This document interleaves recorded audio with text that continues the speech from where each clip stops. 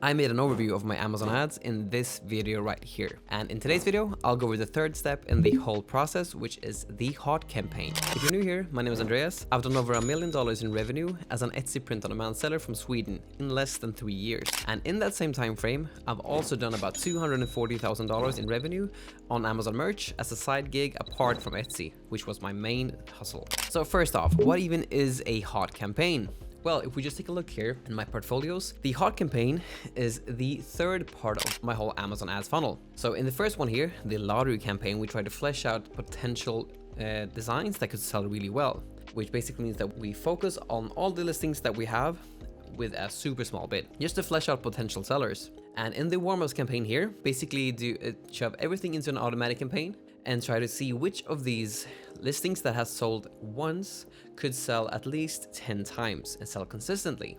And that's what the second part here. Now, the third part of this is the hot campaign. It's basically an automatic campaign where we just focus on a single ASIN. So the reason for having this structure is just to go from super broad, just narrow everything down. If you just imagine it like a funnel. So you start off really wide with the lottery campaign, and then you go super small until when the smallest we go is at the final step. We just hone in on the specific sellers. Now, how do we set this up? Well, basically, what we do here, I use the free Productor plugin that you can find on the Google Chrome store. So that's what you have here. The easiest way to just look at it is to just look at this little figure here, this or this.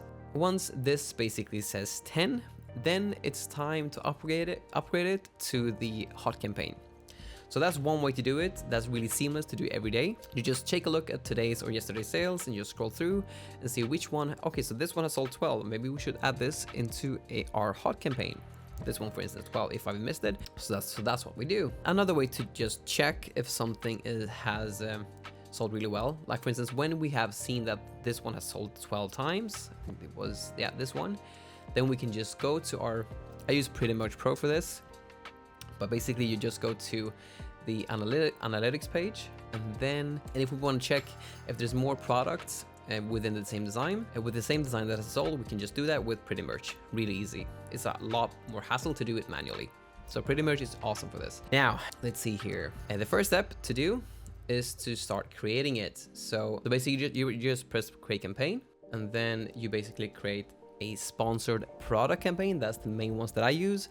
There are the sponsored brands, which you can see, but I rarely use those. I mainly use sponsored products. You just press continue, and then you go to something like this. We will basically divide this up, and this will be an automatic campaign. So we'll divide this up by the different targeting groups. So close match, loose match, and substitutes.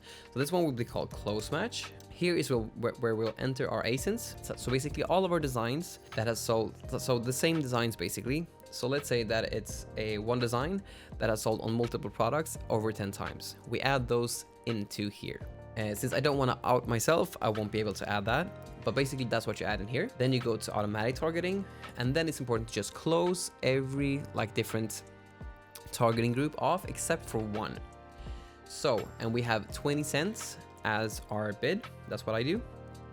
I rarely mess with negative targeting.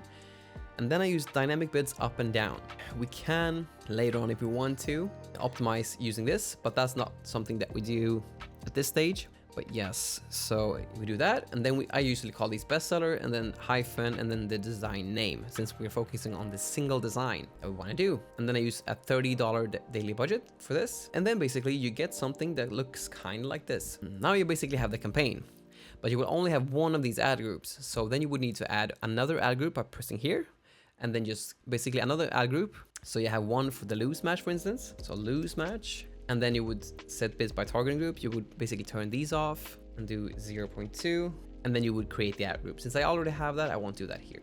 But then the whole thinking is that you would basically have something that looks kind of like this. So you create the different ad groups. So you would skip complements. You would only have close match, loose match, and substitutes. And this is an automatic campaign, as I mentioned. But then the whole thinking with this is that we just focus on one. So if our statistics starts to look like this, you have rows of 19, and you sold really well with really low ad spend, you can even increase the bids because it's selling super well. Just sell more. But yeah, that's basically how you do it. So you would do this for every single product that has actually sold. So if you do have another one that you saw, okay, so let's see here. We did this one, for instance, and then let's say that we forgot to make it for this one. Then we would do the exact same thing for this type of design. So first we basically take a look at the design, then we go to pretty merch and we like search for the design itself. We see if there's more products that are sold above 10 times within the same design. We then go create an ad. We then basically create a campaign, and we sort them by ad group, and then we add all of the designs, all of the products that are sold within the same design into this ad group, and basically do the same thing that I just mentioned for the previous one, but for the new one. And then you will end up with something like this again, but for the other design.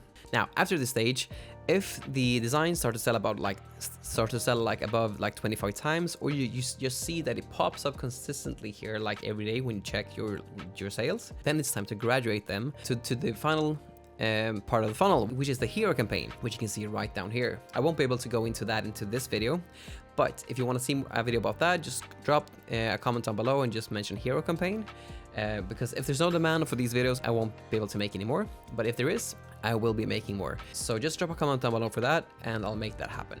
Anyhow, thank you so much for watching, and I'll see you in the next one.